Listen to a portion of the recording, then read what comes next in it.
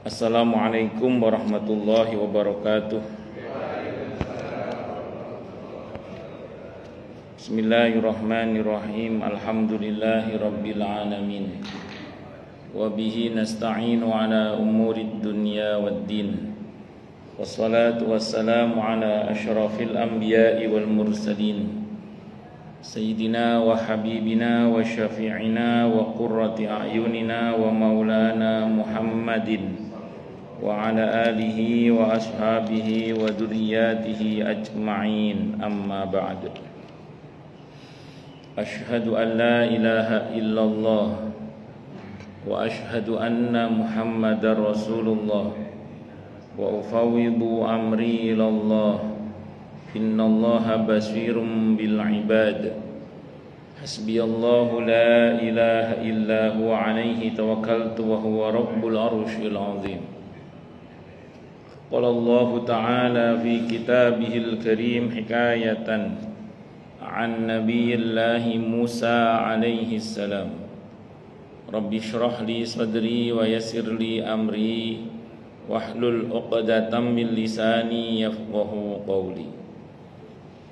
Para alim, para asatid, para asatidah, para bapak dan ibu sekalian, hafizani wa hafizakumullah, bil khusus segenap pengurus Masjid Baitur Rahim Villa Taman Kartini yang semoga pengurusnya dan jamaahnya selalu dalam naungan rahmat, barokah, perlindungan serta bimbingan Allah Subhanahu wa taala. Amin Allahumma amin insyaallah.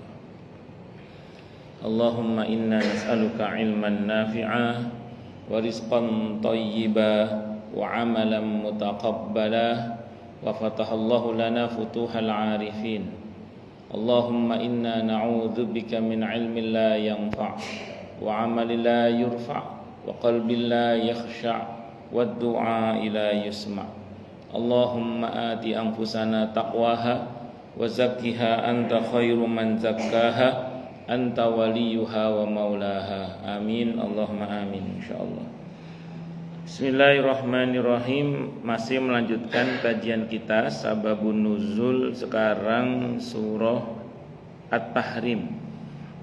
Surah At-Tahrim ayat 1 sampai 2. At-Tahrim itu secara bahasa artinya pengharaman. Ayat 1 sampai 2. A'udzu billahi samii'il 'aliim minasyaitonir rajim. Bismillahirrahmanirrahim. Ya ayyuhan nabiyyu lima tuharrimu ma ahallallahu lak tabtaghi mardata azwajik wallahu ghafurur rahim. Qad faradallahu lakum tahillata aymanikum wallahu maulakum wa huwal alimul hakim. Ya ayyuhan nabiyyu, hai nabi, lima tuharrimu, mengapakah engkau mengharamkan apa yang ahallallahu lak, yang Allah halalkan untukmu. Sekelas nabi aja dilarang mengharamkan apa yang dihalalkan untuk beliau. Apalagi kita seenaknya bicara hukum, menghalalkan yang haram atau mengharamkan yang halal. Ya, hati-hati kalau dalam Islam dengan sengaja ya menghalalkan, merubah hukum yang halal jadi haram atau haram jadi halal, itu dosa besar. Bahkan bisa murtad tanpa dia sadari. Namanya kufur akan ayat-ayat Allah. Ancamannya itu diantaranya dari surah Al-Kahfi itu ayat 105 itu. Fahabitat a'maluhum fala nuqimu lahum yaumal qiyamati wazna. Itu berkaitan dengan orang yang kufur akan ayat-ayat Allah. Nah, kita nggak boleh sembarangan merubah-rubah hukum Allah. Hukum Allah itu ada 5. Hukum taklif, hukum taklifi itu ada 5. Wajib, haram, sunnah, makruh, mubah. Ini bicara hukum Allah ini kita harus berhati-hati, tidak boleh sembarangan. Nah, ulama-ulama dulu itu kalau jenengan baca dalam buku Al-Halal wal Haram fil Islam itu, di muqaddimahnya itu Syekh Qardawi menjelaskan, atau di buku fatwa kontemporer beliau itu juga ada di muqaddimahnya, beliau menjelaskan ulama-ulama dulu itu, terutama ulama-ulama salafus saleh maksud saya, itu tidak mau gegabah mengatakan sesuatu itu haram sampai jelas dalilnya bahwa itu haram. Kalau bagi beliau belum jelas, itu nggak mau gegabah mengatakan haram, mentok mengatakan saya tidak suka. Itu ulama-ulama dulu itu. Jadi kalau belum jelas bagi beliau hukum haramnya, itu mengatakan apa, saya tidak suka. Jadi nggak gegabah mengatakan haram itu enggak. Di antara yang dicontohkan yang pernah saya baca itu ada ulama besar gurunya Imam Bukhari, namanya Al-Imam Ahmad, Imam Ahmad bin Hanbal rahimahullah. Itu gurunya Imam Bukhari. Ditanya oleh putranya namanya Abdullah.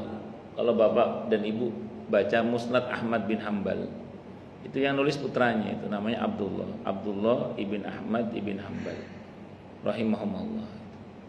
Nah, itu saat beliau nanya ke ayahnya, apa pendapat ayah tentang musik? Kata Imam Ahmad, saya nggak suka. Saya nggak suka. Itu nggak suka itu bukan hukum, karena bagi beliau saat itu belum ditemukan. Ini menurut pendapat yang saya baca ya. Jadi bagi beliau saat itu mungkin beliau tidak berani memutuskan satu keputusan sebelum jelas bagi beliau tentang keharamannya. Itu sekelas Imam Ahmad bin Hanbal. Nanti bisa dibaca dalam banyak referensi tentang masalah ini, termasuk di Al-Halal wal Haram fil Islam itu yang saya baca. Nah, jadi kita tidak boleh gegabah. Sekelas ulama seperti Imam Ahmad aja nggak boleh gegabah mengatakan haram. Nah, kadang kita ini rajin banget, asal di hadis ada larangan langsung stempel haram. Padahal beberapa ulama itu tidak semua larangan dalam hadis distempel haram. Beberapa itu makruh. Saking berhati-hatinya, nggak boleh sembarangan mengharamkan apa yang dihalalkan oleh Allah. Sebagaimana juga kita tidak boleh dengan dalil karena terlalu semangat yang hukumnya sunnah menjadi wajib. Nah, itu nggak boleh juga itu. Karena terlalu semangat hukum sunnah jadi wajib, nggak boleh. Dulu ada seorang yang bernama Abu Muhammad radhiyallahu anhu. Saya kurang paham beliau ini sahabat atau tabi'in, saya lupa. Tapi beliau hidup di masa sahabat masih ada saat itu. Beliau karena saking semangat yang ngajari muridnya tentang sholat malam, beliau mengatakan, kata Abu Muhammad itu, sholat witir itu wajib, kata beliau gitu. Sholat witir itu wajib. Nah, saat itu ada sahabat Nabi namanya Ubadah ibn As-Samit radhiyallahu anhu. Ini sahabat Nabi. Apa kata beliau? Dusta Abu Muhammad itu. Maksudnya salah dia itu. Yang benar yang sampai kepada kami dari Rasulullah Muhammad sallallahu alaihi wasallam, salat yang wajib sehari semalam hanya 5 waktu saja, kata beliau. Ya, itu kan terlalu semangat itu. Jadi hukum sunnah menjadi apa? Wajib. Nah, kita tidak boleh merubah hukum Allah yang tadinya hukumnya sunnah menjadi wajib, itu tidak boleh. Itulah kenapa Abu Bakar As-Siddiq radhiyallahu an pernah marah kepada sekelompok orang yang serius puasa Rajab. Puasa Rajabnya nggak ada masalah, itu bulan mulia, kita puasa di dalamnya sangat mulia. Dan termasuk puasa yang paling baik setelah Ramadan adalah puasa di bulan Allah yang mulia, termasuk di antara bulan Rajab. Tapi kenapa Abu Bakar kok marah kepada sekelompok orang yang serius banget soal puasa Rajab? Karena beliau melihat ada gejala ini akan dibuat seperti Ramadan. Nah, itu beliau nggak mau itu. Maksudnya jangan sampai puasa Rajab semangat kayak mewajibkannya seperti di bulan Ramadan. Nah, itu yang kenapa beliau menentangnya. Makanya saya ulang sekali lagi, mengenai hukum-hukum Allah ini jangan sampai dirubah dengan sengaja tentunya. Tidak boleh. Makanya kita jangan gegabah membicarakan hukum Allah kalau kita belum tahu betul. Apalagi terus kita dengan sengaja apa? merubahnya. Ya kalau nggak sengaja sih semoga masuk dalam ayat Rabbana la tu'akhidna in nasina aw akhtana. Tapi kalau sengaja itu masuk dosa besar, kufur akan ayat-ayat Allah, dan ngerinya tadi di surah Al-Kahfi itu hapus semua kebaikannya dari akil balik sampai dia melakukan hal itu. Kalau nggak tobat nanti di hari kiamat nggak ditimbang amalnya. Dari timbang itu maksudnya apa? Langsung masuk neraka. Na'udzubillahi minasyaitonir rajim. Karena ditimbang itu kalau ada perbaikan baik buruknya. Kalau nggak ada baik buruknya, apa yang mau ditimbang? Makanya orang yang nggak ditimbang amalnya, gini, kalau ada orang nggak dihisap pasti selamat sudah. Tapi kalau ada orang yang nggak ditimbang, ada dua kemungkinan, selamat atau celaka. Kalau nggak ditimbang itu. Soalnya para nabi dan rasul itu dihisap, sebagian mereka dihisap tapi tidak ditimbang. Karena para nabi nggak punya dosa. Langsung masuk surga. Itu dalam kitab At-Tadhkir Imam Al-Qurtubi, walaupun perdebatannya banyak ya, tapi rumusnya begitulah. Nah, termasuk orang kafir itu nggak ditimbang sudah, langsung masuk neraka gitu aja. Kenapa? Karena kebaikannya nggak ada dia. Jadi orang kafir itu kebaikannya nggak ada, makanya langsung dihisap tetap kalau hisap. Tapi mizan enggak, langsung masuk neraka.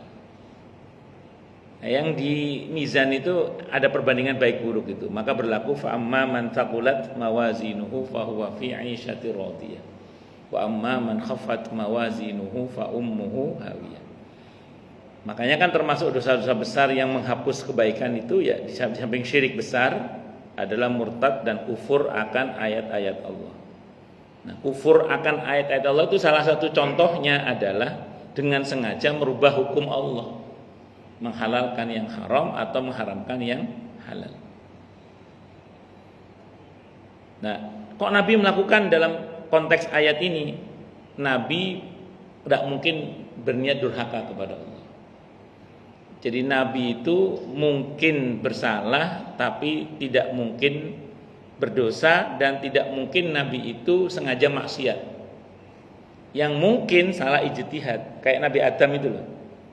Kalau kata Ibnu Katsir menjelaskan, itu Nabi Adam di surga itu bukan dari awal niat durhaka kepada Allah untuk melanggar terkait dengan pohon yang terlarang itu. Tapi beliau salah ijtihad gara-gara setan iblis menemui beliau bersumpah atas nama Allah terus menasihati katanya. Dalam benak Nabi Adam tidak mungkin ada orang berani membawa nama Allah terus bohong. Nah, karena dipikir begitu akhirnya beliau berani. Makanya apa yang Allah lakukan kepada Nabi Adam dan kepada iblis itu berbeda. Kalau kepada Nabi Adam Allah ampuni, tapi iblis Allah murkai. Kenapa? Karena iblis dari awal sudah punya niat durhaka dia. Jadi iblis dari awal mempunyai niat durhaka. Sementara kalau Nabi Adam itu tidak pernah punya niat untuk durhaka. Makanya ada yang mengatakan kalau sampai ada ulama yang mengatakan kalau sampai ada orang yang mengatakan bahwa seorang nabi itu durhaka kepada Allah dalam pengertian sengaja durhaka kepada Allah, itu suruh mengulang syahadatnya. Karena para nabi tidak mungkin durhaka kepada Allah. Sama dengan Nabi kita Muhammad SAW, beliau tidak mungkin durhaka kepada Allah dan tidak mungkin niat durhaka kepada Allah. Namun sebagai seorang manusia yang dimuliakan dengan wahyu, beliau juga bisa bersalah. Di antara hikmah terbesarnya apa? Supaya tidak dituhankan. Supaya tidak dituhankan. Nah, saat itu dalam konteks ayat ini di antaranya adalah Nabi menjaga perasaan istrinya, yaitu Siti Aisyah radhiyallahu anha. Demi menjaga perasaan istrinya itu beliau sempat mengatakan sesuatu yang akhirnya Allah koreksi, dan itu bukan karena berdasarkan kedurhakaan, bukan karena ijtihad pribadi. Dan saya ulang sekali lagi, itu lebih kepada kesalahan yang memang lumrah terjadi kepada para nabi, sebagaimana kepada Nabi Daud misalnya. Tapi itu bukan durhaka, kesalahan. Jadi bukan sebuah kedurhakaan, kesalahan. Yang itu memang sengaja Allah buat supaya nabinya tidak dituhankan. Dan supaya ada contoh, kalau kita mengalami hal yang serupa, ada contohnya gitu loh. Kalau kita mengalami hal yang serupa ada contohnya. Karena di antara sifat jaisnya para nabi adalah al-a'radul basyariyatul lati la tuaddi ila naqsin fi maratibihimul aliyah. Jadi sifat-sifat kemanusiaan ya kayak sakit, kayak lupa, kayak salah. Namun itu tidak mengurangi derajat kemuliaannya itu. Jadi tolong dibedakan mana salah, mana durhaka. Itu beda. Para nabi tidak mungkin durhaka kepada Allah. Dan saya ulang, kita hati-hati jangan sampai dengan sengaja merubah apa tadi hukum Allah. Karena itu masuk dalam kategori kufur akan ayat-ayat Allah. Wahai Nabi, ya ayuhan Nabi, kenapakah tuharimu kau mengharamkan ma ahalallahu lak, apa yang Allah halalkan untukmu? Tabtaghi mardhata azwajik, karena engkau mencari keridhaan atau kepuasan atau kesenangan istri-istrimu. Wallahu ghafurur rahim, sementara Allah zat yang Maha Pengampun lagi Maha Penyayang. Jangan sampai hanya karena berharap keridhaan atau kesenangan seseorang lantas menghalalkan apa yang diharamkan oleh Allah. Kalau para ulama itu punya teori gini, kata para ulama itu, kalau seseorang berbuat karena Allah, berharap ridho Allah, cinta Allah gitu maksudnya, sehingga karenanya risikonya dia dimarahi oleh manusia, maka akan ada masa dibuat hati manusia itu cinta kepadanya. Tapi siapa yang berbuat karena manusia, berharap cinta manusia, ridho manusia, sehingga karenanya Allah murka kepadanya, maka akan ada masa di mana manusia itu akan dibuat murka juga kepadanya. Jadi mending seharusnya memang kita ini targetnya ridho Allah, cinta Allah, bukan ridho makhluk, bukan cinta makhluk. Yang utama adalah ridho Allah, cinta Allah. Kalau demi membahagiakan makhluk dengan cara membuat Allah murka, itu akan ada masa di mana makhluk itu akan murka juga kepada kita.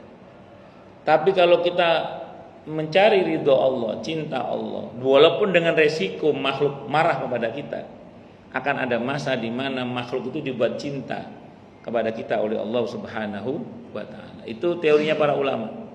Dalilnya mana? Hadis qudsi itu. Ketika Allah mencintai hambanya, Allah bilang sama Jibril, aku mencintai si fulan, cintai dia. Maka Jibril mencintai si fulan itu, terus mengumumkan ke seantero jagat langit, kalau Allah mencintai si fulan, maka cintailah si fulan, maka penduduk langit semua mencintainya. Nah, termasuk nanti di bumi dia akan mudah mendapatkan penerimaan. Nah itu. Tapi kalau Allah benci, Allah juga ngomong, Jibril, aku benci sama dia, aku marah sama dia. Maka Jibril pun marah sama dia dan mengumumkan seantero jagat bahwa si fulan dibenci oleh Allah, Allah murka sama dia. Maka nanti dia akan dibenci oleh penduduk langit, dan di bumi pun dia tidak akan mendapatkan penerimaan dengan baik. Tuh, tapi Fir'aun tuh temennya banyak loh Ustaz. Fir'aun tuh loyalisnya banyak loh, Fir'aun itu. Fir'aun dulu ya, bukan sekarang, Fir'aun dulu. Itu jangan kemana-mana, maksudnya nanti kemana-mana pikirannya. Itu loh Ustaz. Abu Jahal, Abu Lahab itu loyalisnya juga banyak. Tapi tolong catat baik-baik gitu. Raja Persia, Raja Romawi itu pasukannya juga besar. Tapi dia bilang apa ketika melihat Nabi kita Muhammad SAW? Ya dia itu orang yang miskin, kata Pak Raja Romawi itu. Orang yang miskin, ya uangnya nggak banyak kalau bahasa kita. Tapi pengikutnya itu rela mati demi dia. Sementara aku berkelimang kemewahan, aku temukan satupun orang yang setia kepadaku dengan tulus. Jadi rata-rata orang sekitar itu cari muka semua, bukan karena betul-betul mencintai. Wong Musailamah Al-Kadzab itu, yang aku nabi palsu itu, loyalisnya ngomong apa? Dalam sirah ada itu. Saya tahu Muhammad itu benar, yang salah itu Musailamah. Saya tahu Musailamah itu bohong, saya tahu. Cuman karena kita satu suku, tak belani. Jadi belani bukan karena Musailamahnya, karena satu sukunya itu. Kalau bahasa kita karena satu partai aja ini saya tak belani, atau satu kepentingan aja tak belani, kira-kira gitu. Jangan aku ya pro deh, bohong itu dia itu misalnya gitu. Allahu Akbar. Pun lanjut. Jadi teorinya apa tadi? Cari ridho Allah, walaupun dengan resiko dibenci oleh makhluk, Nanti akan ada masa makhluk itu dibuat cinta oleh Allah kepada kita. Tapi kalau kita targetnya cinta makhluk sehingga karenanya nabrak aturan Allah dan Allah murka pada kita, naudzubillah, akan ada masa makhluk itu dibuat benci kepada kita. Karena Allah yang maha membolak-balikan hati. Tapi mempraktekkan teori ini jangan kasar ya, jangan kaku, karena dalam Islam tetap ada fikih dakwah, semua ada aturan mainnya. Jadi enggak kerusa-kerusu gitu. Mentang-mentang terus pokoknya Allah ini Allah. Tapi terus tidak menjaga adab, itu ya enggak benar. Tetap adab kita jaga. Jadi jangan mentang-mentang terus Allah kabeh Allah terus lupa menjaga adab. Karena beradab kepada sesama pun itu ada aturannya dalam Islam. Allahu Akbar. Oh, lanjut. Qad faradallahu lakum tahillata aymanikum. Sungguh Allah telah mewajibkan kepada kamu sekalian membebaskan diri dari sumpahmu. Wallahu maulakum, dan Allah adalah pelindungmu. Masyaallah. Makasih, selamat ya. Jazakallahu khairan, kita doakan semoga segera harapan baiknya selamat segera Allah ijabah dengan mudah, dengan mulia, dengan bahagia, dan tanpa susah payah. Amin Allahumma amin. Terima kasih, selamat jadi menteri yang soleh muslih, amin insyaallah. Terus jadi wallahu maulakum, dan Allah adalah pelindungmu, wa huwal alimul hakim, dan dia Allah zat yang maha mengetahui lagi maha bijaksana. Kalau kita terlanjur bersumpah akan melakukan sesuatu yang terlarang, wajib dibatalkan. Kalau untuk kita aturannya wajib bayar dendanya. Kalau untuk kita ya. Apa dendanya itu? Di Al-Maidah ayat 89 itu. Kalau kita bersumpah akan melakukan sesuatu yang dilarang dalam agama, maka harus dibatalkan. Kalau dibatalkan karena terlanjur sumpah, harus bayar dendanya. Dendanya apa? Di Al-Maidah ayat 89. Kata Nabi Okamakal, nadar sama sumpah dendanya sama. Apa itu? Memberi makan 10 orang miskin, atau memberi pakaian mereka, atau memerdekakan budak, atau puasa 3 hari, tidak harus berturut-turut. Itu dendanya. Nah, ini sumpah atau nadar sama, dendanya sama, kata Nabi Okamakal. Allahu Akbar. Dalam satu riwayat dikemukakan bahwa Rasulullah Muhammad sallallahu alaihi wasallam mempunyai seorang sahaya yang suka digauli. Ini terjemahannya agak kasar. Namun karena Siti Hafsah radhiyallahu anha selalu merongrongnya, cemburu lah kalau bahasa kita, maka Rasulullah Muhammad sallallahu alaihi wasallam mengharamkan sahaya tersebut bagi dirinya. Maka Allah menurunkan ayat ini, At-Tahrim ayat 1, sebagai teguran kepada beliau karena mengharamkan yang halal. Ini diriwayatkan oleh Al-Hakim dan An-Nasai dengan sanad yang sahih, yang bersumber dari Sayyidina Anas ibn Malik radhiyallahu anhu. Saya ulang loh ya, jangan Anda bayangkan Nabi durhaka loh ya. Enggak, Nabi tidak durhaka. Nabi berijtihad dengan ijtihad beliau pribadi dan ternyata salah, dan itu tidak ada masalah. Karena jangankan sekelas, kalau kata Ibnu Katsir gini, jangankan sekelas Nabi dan Rasul, sekelas manusia biasa yang ahli hukum saja, dalam Sahih Bukhari kalau ijtihad benar pahalanya 2, salah pahalanya 1. Apalagi ini yang berijtihad seorang Nabi, tidak mungkin dosa. Dan memang Nabi tidak mungkin berdosa. Dan tidak mungkin Nabi itu durhaka. Semua murni kesalahan ijtihad beliau. Nah, dan saya ulang, para Nabi harus pernah salah supaya tidak dituhankan, dan yang kedua supaya kita kalau ada kesalahan yang sama kita ada solusinya gitu. Dan kesalahan para nabi seluruhnya itu kesalahan manusiawi yang tidak mengurangi kehormatannya sebagai seorang nabi yang mulia. Dalam satu riwayat dikemukakan bahwa Rasulullah Muhammad sallallahu alaihi wasallam bersabda kepada Hafsah radhiyallahu anha, jangan kau sebarluaskan bahwa Ummu Ibrahim Maria Al-Qibtiyah, karena beliau dari situ beliau punya putra namanya Sayyid Ibrahim. Cuman beliau meninggal ya, Sayyid Ibrahim. Telah aku haramkan bagiku sejak itu Rasulullah Muhammad SAW tidak mendekatinya hingga Hafsah radhiyallahu anha memberitahukan hal ini kepada Siti Aisyah radhiyallahu anha. Sebenarnya itu rahasia, tapi kalau diberitahukan berarti tidak menjaga amanah rahasia saat itu. Maka Allah menurunkan ayat ini yang sebagai jalan keluar dari sumpah yang telah diucapkan beliau, diriwayatkan oleh Ad-Diya di dalam kitab Al-Mukhtarah dari hadis Ibnu Umar radhiyallahu anhuma yang bersumber dari Umar radhiyallahu anhu. Sempat terjadi kericuhan sih memang sampai Siti Hafsah dicerai oleh Rasulullah Muhammad SAW. Nah, beliau begitu dicerai, nah ini Nabi pernah cerai, ya supaya kalau ada yang mau cerai ada contohnya gitu.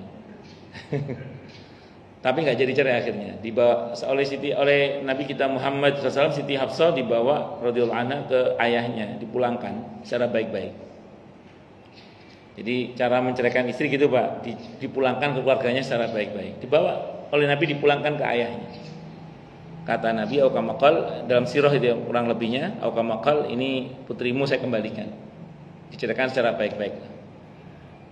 Begitu ngerti Rasulullah menceraikan istrinya, Sayyidina Umar marah. Marahnya ke siapa? Ke putrinya. Karena Rasulullah kan tidak mungkin salah. Mungkin salah siapa? Istri putrinya. Dimarahi putrinya itu. Siti Hafsah itu dimarahi, hampir mau dipukul, oleh Nabi dibela. Kalau bahasanya kita gini, ini mafhum riwayat ya. Ini saya kembalikan bukan untuk dimarahi kata Nabi. Ini kok malah kamu marahi. Jadi Sayyidina Umar balik dimarahi sama Nabi. Ini putrimu aku kembalikan, istriku ini aku kembalikan. Ini untuk diterima dengan baik, bukan malah dimarahi. Udah nggak jadi cerai, ayo kita pulang nggak? Akhirnya nggak jadi cerai. Jadi gara-gara Sayyidina Umar marah, dibela oleh Nabi istrinya, terus kemudian kata Nabi, "Au kama qala," udah nggak jadi cerai, pulang aja. Jadi cerai akhirnya. Gara-gara mau dimarahi sama bapaknya itu. Jadi Nabi itu pernah cerai dari Siti Hafsah radhiyallahu anha, tapi nggak jadi cerai. Itu rujuk kembali. Dan Siti Hafsah saat tahu beliau salah saat itu, beliau mengambil sikap diam, pokoknya nggak ngomong, nggak membela diri. Saat beliau diceraikan oleh Nabi itu, beliau nggak ngomong apa-apa, diem pokoknya, nggak ngomong apa-apa, diem, diserahkan semuanya kepada Allah. Sabarnya itu diem beliau itu. Akhirnya berujung pada nggak jadi cerai itu. Sehingga ada ulama yang mengatakan Allahumma aman sakat, kata ulama gitu, Allahumma aman sakat gitu. Allah itu membersamai orang yang diam. Makanya Sayyidina Abu Bakar As-Siddiq radhiyallahu anhu saat dicaci maki oleh orang dia diam aja itu, Nabi senyum. Tapi begitu beliau membalas caci makian dengan caci makian, Nabi pergi. Abu Bakar kan ngejar, ya Rasulullah kenapa pergi? Tadi pas kamu dicaci maki kamu diam, aku seneng karena kamu dikelilingi oleh malaikat. Pas kamu balas tadi caci makan orang itu, malaikatnya pergi, yang datang setan, ya saya pergi juga, setannya datang. Jadi Allahumma aman sakat. Jadi ada masa di mana kadang kita itu ya itu kakek cangkem seneng ya. Tapi diamnya itu sabar, diamnya itu penuh penyerahan kepada Allah. Diamnya itu dalamnya itu sholawat, istighfar gitu loh. Maksudnya itu. Ada apa? Ya tadi berkaitan dengan ada rahasia yang nggak boleh diceritakan ke Siti Aisyah radhiyallahu anha. Heboh kan? Ya ini itulah gitu. Paham maksudnya ya? Ya itu. Allahu Akbar. Dan masih banyak lagi lah contoh-contoh yang lain. Oh berarti rumah tangga Nabi ada gonjang-ganjingnya? Wah ada, jangan salah. Rumah tangga Nabi itu juga ada gonjang-ganjingnya. Makanya istilah ketenangan, sakinah dalam rumah tangga itu kan Allah menggunakan kata sakinah kan. Sakinah itu apa coba artinya? Di antara maknanya kata para ulama, ketenangan setelah adanya gejolak. Jadi kalau misalnya ada teori baiti jannati, rumahku laksana surga bagiku, itu bukan berarti rumah tangga Nabi nggak ada gejolaknya. Rumah tangga Nabi tetap ada gejolaknya. Cuman gejolak itu cepat reda, cepat apa nggak berlarut lah. Nah, rumah tangga yang baik itu kan bukan rumah tangga yang nggak ada pertengkarannya. Pertengkaran itu mungkin saja ada, tapi bagaimana kemudian cepat selesai gitu loh. Gitu. Makanya ada yang mengatakan kadang yuk ketika istri bergejolak marah, solusinya kadang ya cukup satu, apa, dipeluk misalnya. Sambil dibisiki, sudah aku transfer mah gitu. Itu selesai itu insyaallah. Atau istri dibawa keliling-keliling Ka'bah. Itu insyaallah selesai juga itu. Begitu istri marah, ayo mah kita keliling Ka'bah. Nah, itu insyaallah selesai juga itu insyaallah. Semoga Allah mudahkan untuk kita itu. Amin. Insyaallah. Bon, lanjut. Jadi itu ya, jadi rumah tangga Nabi pun juga ada gejolak sama saja. Tapi ya cepat selesai karena rumah beliau memang betul-betul baiti jannati. Walaupun ungkapan baiti jannati itu ada yang mendhaifkan, tapi rumah beliau memang betul-betul baiti jannati. Allahu akbar. Dalam riwayat yang lain dikemukakan bahwa Rasulullah Muhammad sallallahu alaihi wasallam membawa sahayanya bernama Maria Al-Qibtiyah radhiyallahu anha ke rumah Hafsah radhiyallahu anha. Ketika Hafsah datang, didapatinya Rasulullah Muhammad SAW bersama istrinya Maria Al-Qibtiyah. Berkatalah Hafsah radhiyallahu anha, "Ya Rasulullah, maka mengapa di rumahku tidak di rumah istrimu yang lain?" Rasulullah Muhammad SAW bersabda, "Ya Maria Al-Qibtiyah, aku haramkan untuk kusentuh. Tetapi pengharaman itu tidak perlu engkau bicarakan kepada orang lain." Tetapi Hafsah keluar juga menemui Siti Aisyah radhiyallahu anha, langsung memberitahukan persoalan tersebut kepadanya. Maka Allah menurunkan ayat ini sebagai teguran kepada Rasulullah Muhammad SAW yang telah mengharamkan perkara yang halal baginya. Diriwayatkan oleh At-Tabarani dengan sanad yang dhaif, yang bersumber dari Abu Hurairah radhiyallahu anhu, masih sama dengan yang kedua tadi ya. Dalam riwayat yang lain dikemukakan bahwa ayat ini atau At-Tahrim ayat 1 turun berkenaan dengan Maria Al-Qibtiyah, seorang sahaya Rasulullah Muhammad SAW yang beliau haramkan untuk menyentuhnya. Diriwayatkan oleh Al-Bazzar dengan sanad yang sahih yang bersumber dari Ibnu Abbas radhiyallahu anhuma. Dalam riwayat yang lain dikemukakan bahwa Rasulullah Muhammad SAW minum madu di rumah Saudah. Ada yang mengatakan soal madu ini. Madu beneran, bukan madu itu ya, madu beneran ya. Kalau laki-laki sekarang kan memang berani melawan lebah untuk mengambil madunya, tapi tidak berani membawa pulang madunya. Kemudian pergi ke rumah Aisyah radhiyallahu anha. Aisyah berkata, "Aku mencium bau yang tidak sedap." Padahal itu ya bau madu, maksudnya madu kan wangi, tapi ini kok komentar begitu. Itu kata sindiran kepada Nabi bahwa Siti Aisyah cemburu karena Nabi tadi habis menikmati madu di rumah Siti Saudah radhiyallahu anha. Saudah ini sebenarnya orangnya udah sepuh. Beliau ini menghadiahkan harinya untuk Siti Aisyah radhiyallahu anha.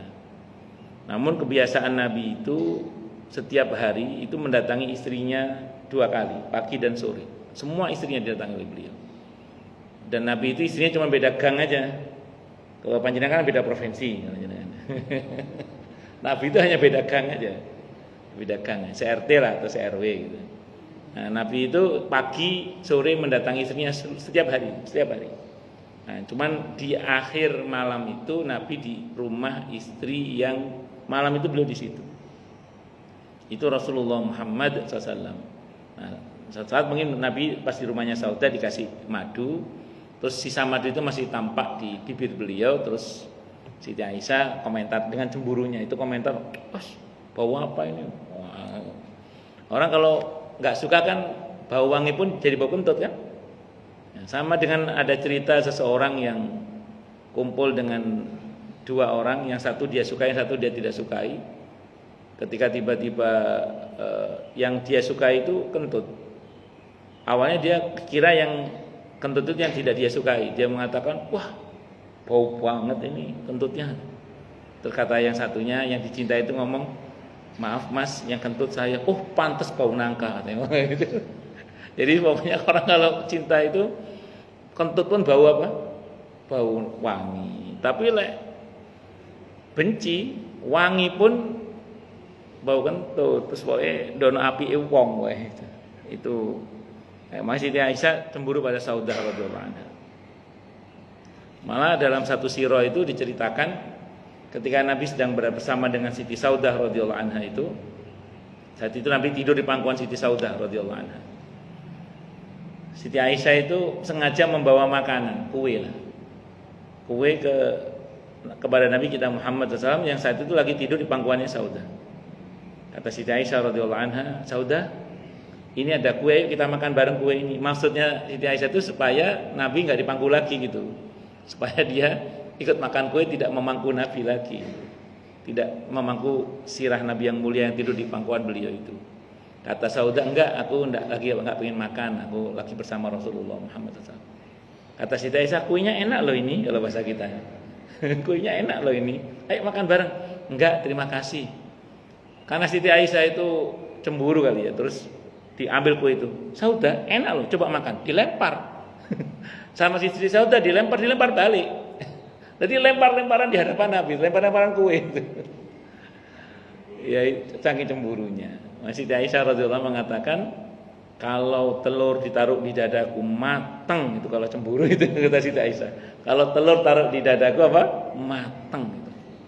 Kalau orang Bekasi sama orang Bogor gosong gitu. Kira-kira gitu. Allahu Akbar. Ya harus ada cemburu, karena cemburu tanda cinta. Jadi para istri Nabi itu semuanya mencintai Nabi kita Muhammad sallallahu alaihi wasallam, sehingga ya cemburu itu ada. Makanya kata Nizar Qabbani, beliau mengatakan, jangan larang istrimu cemburu, karena melarang istrimu cemburu itu sama dengan kamu melarang dia mencintaimu. Jadi kalau istri kita cemburu, monggo jangan dilarang, karena melarang istri kita cemburu itu sama dengan kita melarang dia mencintai kita. Bahkan Nizar Qabbani itu mengatakan, seingat saya, kalau seorang wanita itu bikin kamu kalau seorang wanita itu masih rewel, itu pertanda bahwa kamu masih menarik bagi dia gitu.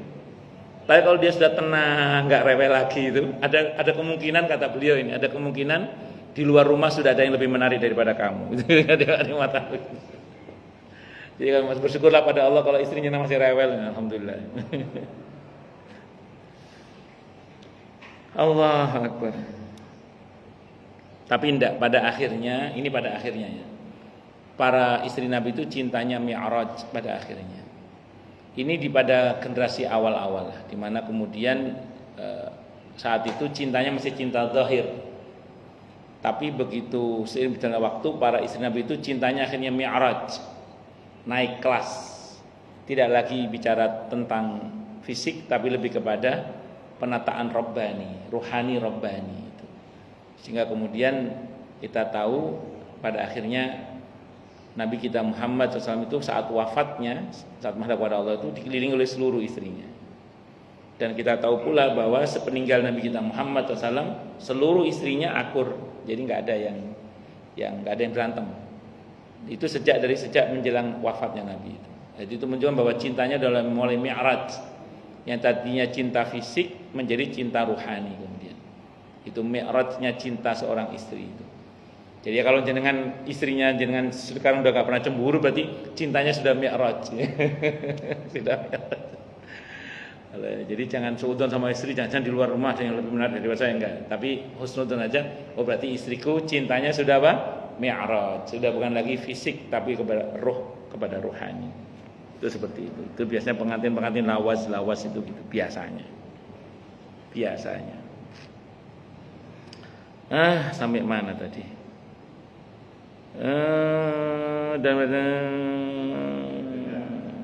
Oh iya, Saudah tadi. Si Saudah. Dalam riwayat yang lain dikemukakan bahwa Rasulullah Muhammad SAW minum madu di rumah Saudah, kemudian pergi ke rumah Aisyah radhiyallahu anha. Siti Aisyah radhiyallahu anha berkata, aku mencium bau yang tidak sedap. Kemudian Rasulullah Muhammad SAW datang ke rumah Hafsah radhiyallahu anha. Dan dia pun berkata seperti ucapan Aisyah itu. Rasulullah Muhammad SAW bersabda, barangkali bau tersebut berasal dari minuman yang diminum di rumah Saudah. Demi Allah saya tidak akan meminumnya lagi. Maka turun ayat ini sebagai teguran kepada Rasulullah Muhammad SAW yang telah mengharamkan apa yang halal baginya. Apa yang halal tidak boleh diharamkan. Diriwayatkan oleh At-Tabarani dengan sanad yang sahih yang bersumber dari Ibnu Abbas radhiyallahu anhuma. Hadis ini mempunyai syahid penguat di dalam As-Sahihain Bukhari Muslim. Hadisnya sahih. Jadi ada yang mengatakan ini masalah madu, bukan masalah Maria Al-Qibtiyah berarti. Madu halal, jangan diharamkan. Kita juga sama. Nun sewu jenengan kolesterol lagi naik. Tiba-tiba anak datang bawa sate kambing, misalnya gitu. Kemarin Pak Ade enggak, kakinya kenapa katanya? Tapi tidak apa-apa. Oh belakang ya. Oh. Oke. Nah, itu jangan terus anak bawa sate kambing ngomong, kolesterol papa sama mama lagi tinggi nih. Jangan bawa sate, haram, jangan. Sate kambing mah tetap halal. Bawa kolesterol naik ya jangan dimakan gitu aja, jangan pakai mengharamkan gitu. Asam urat lagi tinggi misalnya, tiba-tiba anak datang bawa oleh-oleh kacang misalnya gitu. Wah, asam urat kacang haram, jangan. Ya halal aja, cuman aduh ini mama asam urat lagi kambuh nih, enggak makan kacang dulu misalnya. Jadi jangan diharamkan apa yang dihalalkan oleh Allah. Nah, jadi kalau nggak mau aja, nggak usah pakai ngomong haram gitu. Ya tadi makanya hati-hati dalam mengharamkan sesuatu yang dihalalkan oleh Allah. Itu seperti itu. Keterangan menurut Al-Hafidz Ibnu Hajar, ayat ini bisa saja turun berkenaan dengan kedua sebab itu. Jadi bisa jadi dua-duanya menjadi sebab turunnya ayat ini, kata Ibnu Hajar Al-Asqalani rahimahullah. Dalam riwayat yang lain dikemukakan bahwa Abdullah ibn Rafi' bertanya kepada Ummu Salamah radhiyallahu anha tentang ayat ini. Ummu Salamah radhiyallahu anha menjawab, ketika aku mempunyai madu putih yang kusimpan dalam satu wadah, Rasulullah Muhammad sallallahu alaihi wasallam mencicipinya karena beliau sangat menyukai madu. Berkatalah Siti Aisyah radhiyallahu anha kepada Nabi kita Muhammad sallallahu alaihi wasallam, rupanya madu yang tuan minum itu berasal dari tawon yang biasanya menghisap arfat, buah-buahan yang berbau busuk yang tidak disukai Rasul. Seketika itu juga Rasulullah Muhammad SAW mengharamkan madu putih bagi dirinya. Ayat ini at-tahrim menegur Rasulullah Muhammad SAW yang mengharamkan sesuatu yang halal bagi dirinya. Diriwayatkan oleh Ibnu Sa'ad yang bersumber dari Abdullah ibn Rafi'. Saya ulang, sudah saya jelaskan tadi saya kira. Tapi ada menarik sebenarnya. Nabi itu kalau jenengan pernah membaca dalam beberapa sirah, Nabi itu sering ngimbangi istrinya, itu sering ngimbangi maksudnya. Ngimbangi itu contoh gini misalnya. Siti Aisyah itu kadang ngomong ke Nabi kita Muhammad SAW, aduh kepala saya lagi sakit ya Rasulullah. Iya saya juga lagi sakit nih kepala saya. Ya itu ngimbangi gitu. Ada gombal-gombalnya juga Nabi itu. Ya harus ada gombalnya. Sahabat aja pernah ke istri nggak gombal, kata Nabi, kamu itu ada gombal-gombal itu ke istri gitu kan. Ini gombalin istri itu ya sunnah Rasulullah. Tapi Nabi nggak bohong, karena apa yang kan Nabi itu kata Allah azizun alaihi ma anittum harisun alaikum bil mu'minina raufur rahim. Jadi apa yang dirasa berat oleh umatnya Nabi merasakannya. Jadi apa yang dirasakan istrinya Nabi merasakannya. Jadi Nabi nggak bohong juga. Kali ketika Siti Aisyah mengatakan, aduh saya lagi sakit kepala, iya saya juga lagi sakit kepala ini gitu. Nabi itu gitu. Pernah nggak istri marah tanya gini, mas sampai itu memang begini, iya dek begitu, iya begitu, itu biasanya nggak tapi kalau gua gitu, debat langsung.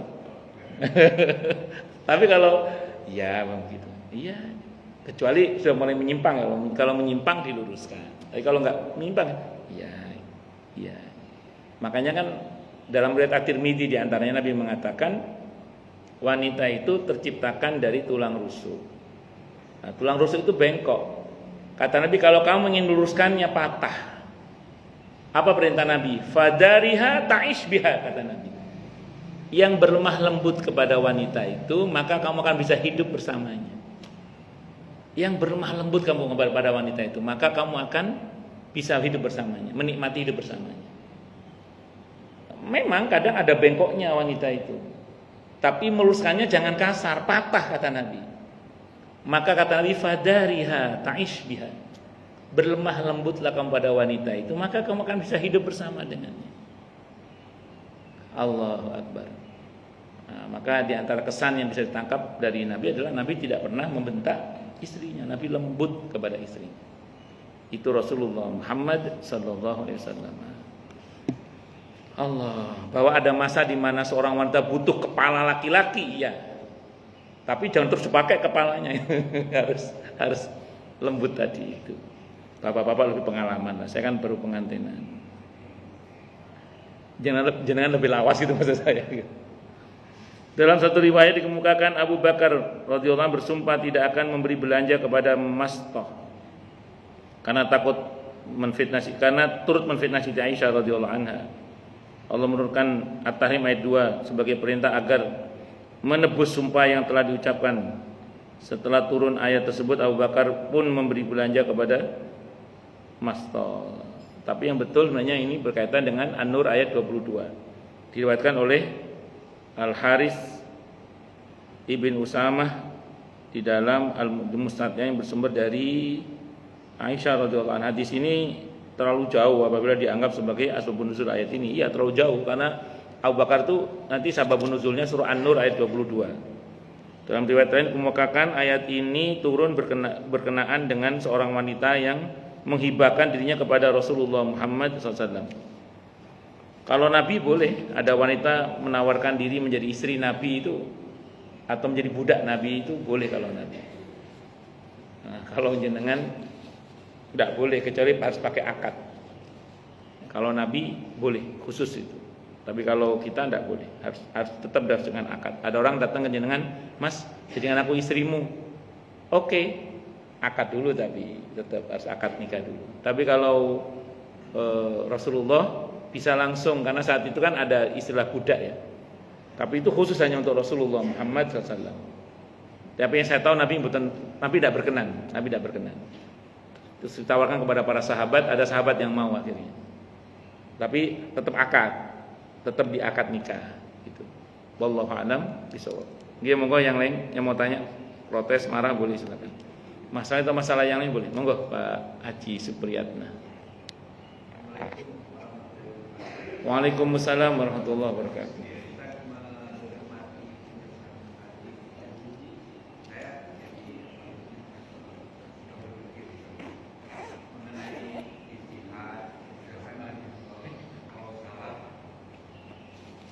Benar pahalanya 2, salah pahalanya 1. Asal yang melakukannya adalah orang yang mengerti, yang berilmu. Bid'ah.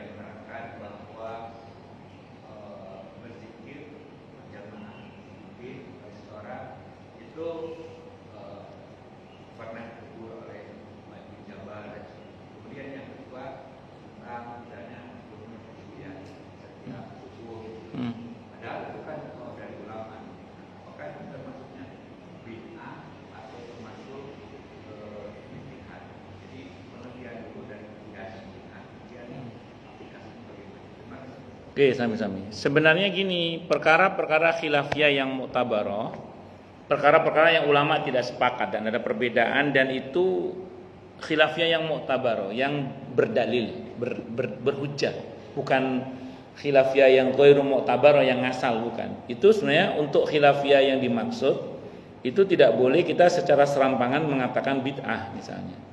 Seperti misalnya tentang zikir bersama.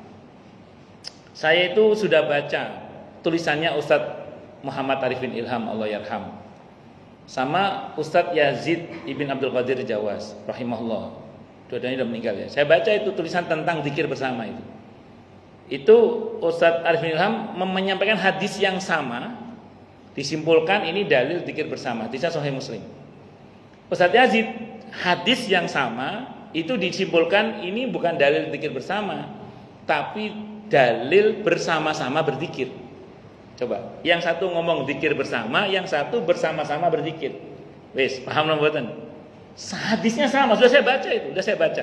Ustaz Yazid saya baca, terus Ustaz Arifin saya baca, itu hadisnya sama, disimpulkannya beda. Coba bayangkan. Hadisnya sama loh itu. Barang siapa berkumpul di rumah Allah, di satu di antara rumah-rumah Allah, mereka menyebut dan mengingat Allah, mereka membaca atau bertadarus Al-Quran, bla bla bla bla.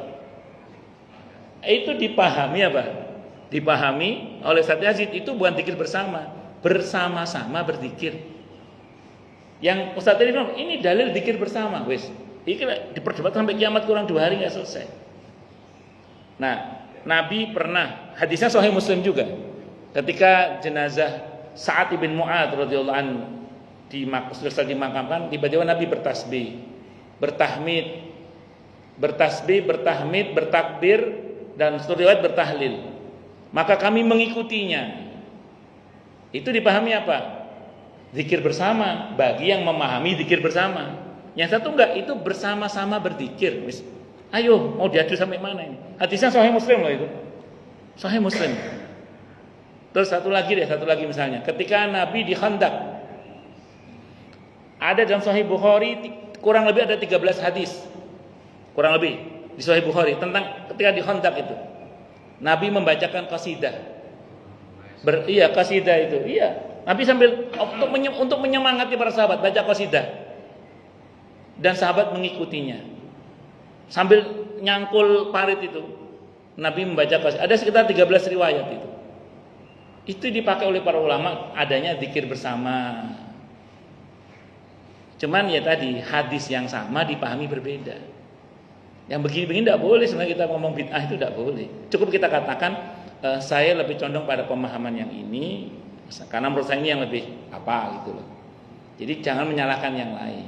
Satu, yang mengenai ditegur oleh sahabat Mu'adz, kalau yang saya pelajari sependek yang saya pelajari bukan sahabat Mu'adz yang menegur, tapi Abdullah ibn Mas'ud radhiyallahu anhu saat di Mesir. Saat di Kufah apa di Mesir saya lupa. Di Kufah ya. Di Mesir apa di Kufah saya lupa. Saya lupa. Kalau nggak di Kufah di Mesir saya lupa, mohon maaf. Ketika itu ada orang di masjid bikin halaqah, zikir, halaqah. Dilaporkan ke Abdullah bin Mas'ud. Ya Abdullah, ada fenomena begini.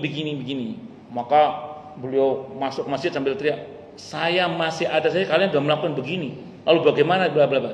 Anda tahu nggak? Yang dimarahi itu bukan zikirnya. Itu embrio Khawarij yang akan memberontak kepada Sayyidina Ali bin Abi Thalib radhiyallahu anhu. Itu di masa kekhalifahan Sayyidina Ali. Jadi yang beliau marahi, nanti silakan dibaca di syarahnya itu embrio dari gerakan Khawarij. Jadi Abdullah bin Mas'ud bukan menyalahkan zikir bersamanya, tapi Abdullah bin Mas'ud memarahi mereka karena itu bagian dari upaya untuk memobilisasi massa melalui media zikir untuk memberontak pada pemerintah yang sah saat itu. Nanti sangat dibaca itu embrionya Khawarij itu. Yang mulai menggerakkan memobilisir massa untuk melawan pemerintah. Dia cari massa itu dengan cara bikin halaqah zikir itu. Jadi bukan zikirnya yang beliau marahi itu, bukan. Yang beliau marahi gerakan memobilisasi massa untuk melawan pemerintah yang sah saat itu. Yaitu pemimpinnya Amirul Mukminin Sayyidina Ali bin Abi Thalib radhiyallahu anhu. Nanti dibaca lagi deh. Ngaten nggih? Kadang kita ini bacanya enggak utuh gitu loh kadang. Ngaten nggih? Wallahu a'lam bishawab. Itu ada sababul wurudnya, ada konteksnya. Abdullah bin Mas'ud marah itu. Wallahu a'lam bishawab.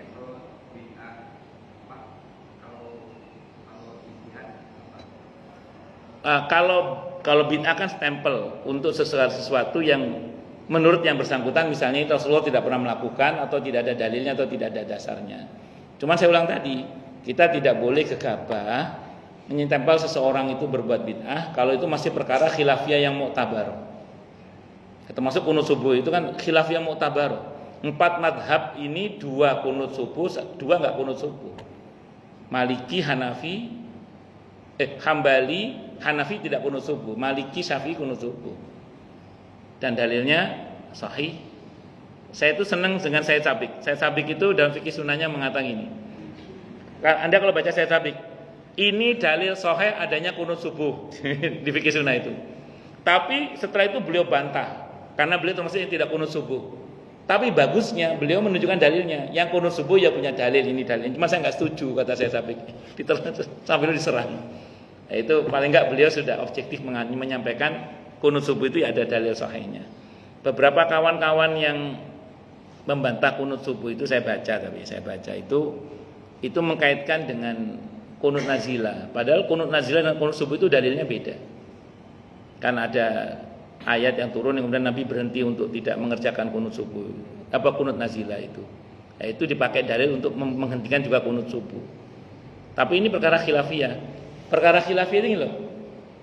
Sudah selesai dibahas dan hasilnya nggak selesai. Itu aja semuanya. Itu perkara khilafiyah yang mu'tabaroh. Jadi generasi sahabat, tabi'in dan tabi'ut tabi salafus soleh itu sudah selesai membahas dan hasilnya nggak selesai. Itu namanya khilafiyah mu'tabaroh. Yang begitu nggak berkeras-keras. Yang salah itu yang nggak sholat subuh gitu aja. Itu wallahu a'lam bishawab. Ngoten nggih Pak Haji nggih? Ya, yang nggak usah berkeras-keras. Monggo yang lain silakan. Ya Pak Ustaz. Nggih, monggo Pak. Tadi dijelaskan bahwa salah satu sifat jami bagi Nabi itu adalah al-aradul basyariyyah ila naqsi ila maratabil aliyah nggih. Ya. Jadi sifat yang tidak akan merendahkan derajat seorang nabi. Nah, ketika kita mendengar bahwa ada riwayat Nabi Muhammad disihir oleh orang Yahudi, itu kan seolah merendahkan derajat Nabi. Hadis yang sahih. Maka ada ulama yang tidak sependapat itu karena itu merendahkan derajat Nabi. Dan Nabi disihir oleh orang Yahudi. Gitu. Kemudian seperti Nabi Ayub yang sakit parah diusir oleh kaum yang umatnya diasingkan, itu kan merendahkan derajat Nabi. Itu satu.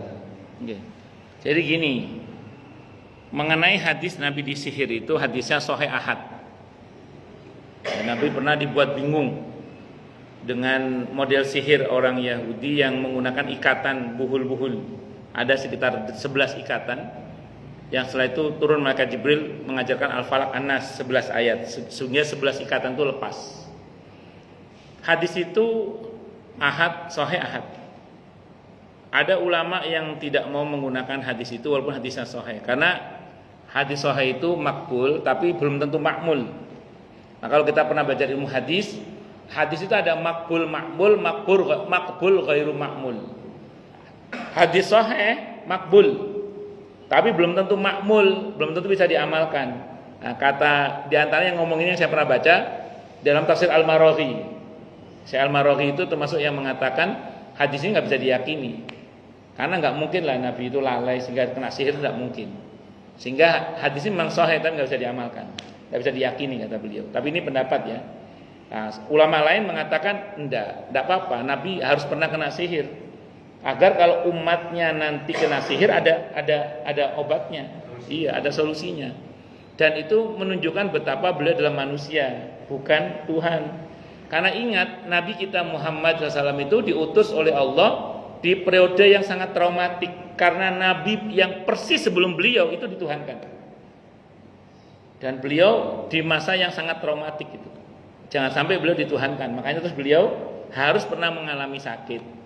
Harus pernah mengalami, beliau kan pernah ditempeleng bahkan beliau itu. Harus pernah mengalami beliau itu ya termasuk disihir itu. Termasuk diisolir, diisolasi itu, diasingkan pernah juga. Supaya beliau ini tidak dituhankan dan semua itu tidak menjatuhkan martabat Nabi. Karena beliau dalam keadaan bingung itu cuma sebentar, enggak berlarut-larut, enggak ngaconya, enggak berlarut-larut, enggak.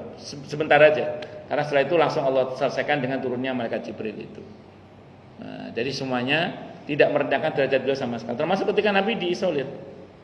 Itu walaupun akhirnya Siti Khadijah wafat, Abu Thalib wafat kan di periode-periode isolasi itu, sebelum Isra Mi'raj itu, sebelum Nabi hijrah juga. Itu kan kejadiannya tidak merendahkan sama sekali kepada Nabi kita Muhammad SAW karena orang-orang kafir Quraisy tetap tidak berani dalam tanda kutip bertindak lebih kepada Nabi kita Muhammad SAW. Bertanda bahwa beliau wibawanya masih tampak. Abu Jahal, Abu Lahab itu kalau Nabi yang datang memerintahkan apa mereka nurut walaupun mereka ingkar kepada Nabi. Apa kata Abu Jahal? Apa kata Abu Lahab? Kalau aku nggak nurut, di belakang Muhammad itu ada 2 harimau yang siap menerkam saya. Jadi Abu Jahal, Abu Lahab itu kalau Nabi nyuruh apa nurut, nggak berani nolak dia. Pernah ada orang nagih utang ke Abu Jahal, nggak dibayar. Orang itu minta tolong sama Nabi. Nabi datang, Abu Jahal langsung bayar. Ditanya, kamu kok nurut sama Muhammad walaupun kamu ingkar? Gimana saya nggak nurut? Kalau saya nggak nurut, ada 2 harimau yang siap menerkam saya di belakang Muhammad. Ya, Nabi itu tetap tidak terjatuh kehormatannya walaupun beliau mengalami